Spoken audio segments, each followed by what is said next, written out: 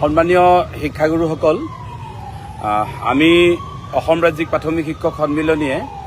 SRD শিক্ষকসকলৰ দৰমহা প্ৰসংগত যি আন্দোলনৰ কাৰ্যসূচী ঘোষণা কৰিছিলোঁ, এই আন্দোলনৰ কাৰ্যসূচী ঘোষণা হোৱাৰ পিছত সন্মানীয় মাননীয় শিক্ষামন্ত্ৰী মহোদয়ে আমাক আমন্ত্ৰণ কৰিছিল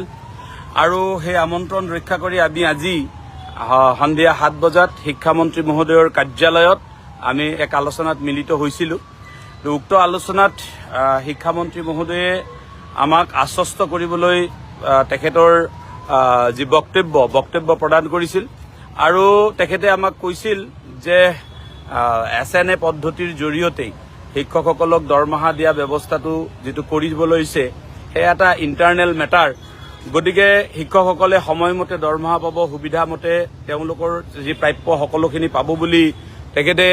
আমাক আশ্বস্ত কৰাৰ কাৰণে বক্তব্য প্ৰদান কৰিছিল যদিও আমি আমাৰ যিটো স্থিতি সেই স্থিতি মাননীয় শিক্ষামন্ত্ৰীৰ লগতে এই সভাত উপস্থিত থকা শিক্ষা বিষয়া, বিত্ত বিভাগৰ বিষয়া, সৰ্বশিক্ষা অভিযানৰ সঞ্চালক মহোদয়ৰ সন্মুখত আমি ব্যক্ত কৰোঁ আৰু আমি এটা কথা স্পষ্টভাৱে কৰোঁ যে যিসকল শিক্ষকে ইতিমধ্যে সমগ্ৰ শিক্ষাৰ পৰা ৰিজাইন দি তেওঁলোকক ইতিমধ্যে তেওঁলোকৰ অব্যাহতি পত্ৰ গ্ৰহণ কৰাৰ পিছত তেওঁলোকক আকৌ একেটা পদ্ধতিতে কেনেকৈ দৰমহা দিব, এই পদ্ধতি আমি কেতিয়াও মানি ল'ব নোৱাৰো। সকলো শিক্ষককে যদি একেলগে একে পদ্ধতিতে দৰমহা দিয়ে সেইটো বেলেগ কথা, কিন্তু যদি অকল সেইসকলকে দিব খোজে সৰ্বশিক্ষাৰ পৰা SRD হিচাপে নিযুক্ত, তেতিয়াহ'লে আমি কোনো কাৰণতে মানি ল'ব নোৱাৰো। আমাকো যদি একে পদ্ধতিৰে দিয়ে, সকলো পুৰণি নতুন শিক্ষকক দিয়ে, সেইটো বেলেগ কথা। সেইকাৰণে আমি আলোচনাটো আমাৰ সম্পূৰ্ণৰূপে বিফল হৈছে আৰু অহা কাইলে যি আন্দোলনৰ কাৰ্যসূচী ঘোষিত আছে এই কাৰ্যসূচী আমি অনিচ্ছা সত্ত্বেও আমি সেই কাৰ্যসূচী ৰূপায়ণ কৰিবলৈ বাধ্য। আমি আশা কৰিছোঁ সকলো